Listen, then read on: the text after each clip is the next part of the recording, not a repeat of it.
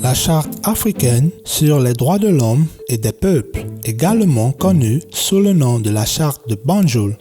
est un instrument international des droits de l'homme qui est spécifiquement adapté au contexte africain et vise à promouvoir et protéger les droits de l'homme et des peuples ainsi que les libertés fondamentales à travers le continent africain.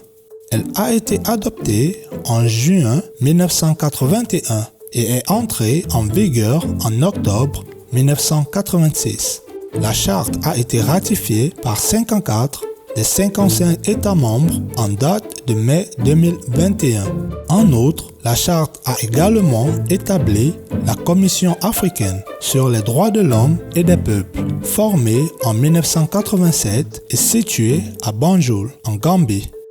La Commission est mandatée avec la protection et la promotion spécifique de ces droits conformément à la Charte. La Charte africaine est un outil régional des droits de l'homme qui a défini des valeurs,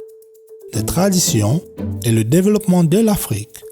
Les droits de l'homme sont les droits fondamentaux et les libertés qui appartiennent à chaque personne en Afrique et en fait dans le monde entier de la naissance à la mort. Ces droits fondamentaux sont basés sur des valeurs partagées comme la dignité, l'équité, l'égalité, le respect et même l'incorporation de la santé. Avec la pandémie actuelle de COVID-19, la charte sert à faire face à de telles urgences sanitaires par des mesures visant à protéger la santé de tous les citoyens et a été essentielle pour accélérer la mise en place du Centre africain pour le contrôle et la prévention des maladies. Tout citoyen en Afrique a droit à la jouissance et au bénéfice de ces droits et libertés reconnus et garantis par la présence charte sans distinction d'aucune sorte, telles que la race, l'ethnicité, la couleur, sexe,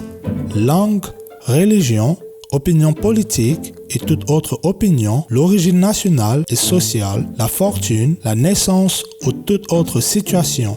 Les droits et obligations contenus dans la charte contribuent à l'agenda 2063 de l'Union africaine en renforçant le respect des droits de l'homme et en créant un continent intégré basé sur le panafricanisme et la visite de la renaissance continue de l'Afrique. En fin de compte, la responsabilité de la mise en œuvre de la charte de Banjul incombe à tous nos citoyens et gouvernements qui sont maintenant appelés à assurer une Afrique équitable, reflétant nos valeurs, nos traditions et favorisant le développement durable pour une Afrique plus prospère, reflétant nos droits collectifs et individuels.